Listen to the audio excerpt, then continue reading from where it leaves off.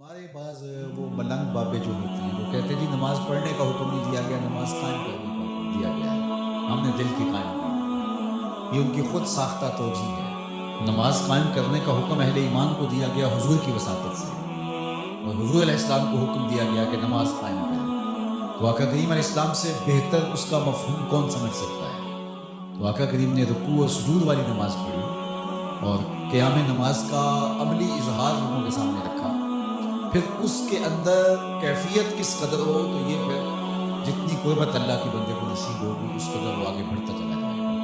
تو یہ باطل توجیحات یہ جاہل لوگوں کی، جس کے بدن سے بدبو کے ببوکے پھوٹ رہے ہوں اور جس کے جسم میں جوئیں پڑی ہوں اور جس نے 6 سال سے غسل نہ کیا ہو، وہ اس اعتماد سے کہہ رہا ہوتا ہے ہم نے قائم کی ہوئی ہے، ہم نے دل کی قائم کی۔ اللہ اکبر۔ تو یہ اس معاشرے میں ایسے لوگوں کو ماننے والے اور ایسے لوگوں کی باتوں کو غور سے سننے والے اور ان جاہلانہ باتوں کو معرفت کی باتیں قرار دینے والوں کی کمی بھی نہیں ہے۔ تو اللہ تعالیٰ جل شانہ سے ہدایت مانگنی چاہیے کہ اللہ ہمیں ہدایت کا نور نصیب فرمائے۔ تو اقامت نماز سے کیا مراد ہے؟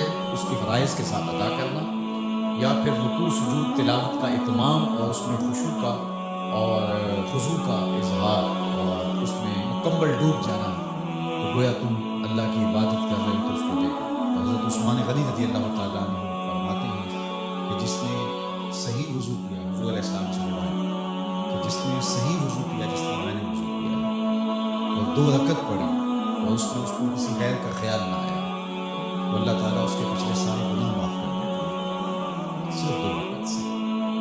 لیکن اگر ساری نماز انہی خیالوں سے بھری پڑ گئی اور تصورات کہیں اور بھٹکتے رہے اور انسان کھڑا نماز میں ہے لیکن بہکتا کہیں اور رہا تو پھر وہ نماز کی صحیح اقامت نہیں ہے۔ تو اقامت صلاۃ سے مراد جو ہے وہ یا تو اس کو فرائض و واجبات کے ساتھ ادا کرنا اور دوسرا مفہوم کی خشوع کے ساتھ پورے اراکین کا اعتدال اور اتمام، تو دونوں اس کے مفہوم بیان فرمائے گئے۔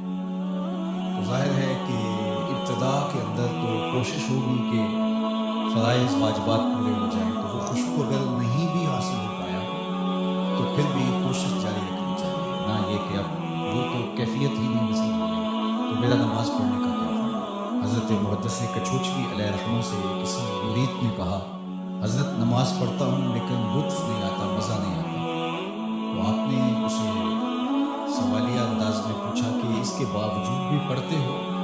اس نے کہا جی وہ تو فرض ہے، پڑھتا تو ہوں۔ تو آپ جھومنے لگے، فرمایا واہ واہ تمہیں مزہ نہیں آتا پھر بھی پڑھتے ہو، اس کا مطلب ہے تم مزے کے لیے نہیں اللہ کے لیے پڑھو۔ تو اگر لطف آ جائے وہ کیفیت وہ حظ وہ تو بہت بڑی بات ہے، لیکن اگر نہیں بھی ہے تو اس کا فریضہ تو ہے اس کی طرف سے جو آئے گا، تو وہ شکل بنا کے تو کھڑے ہوں، وہ صورت بنا کے تو کھڑے ہوں، تو کسی دن وہ کیفیت بھی پیدا ہو جائے۔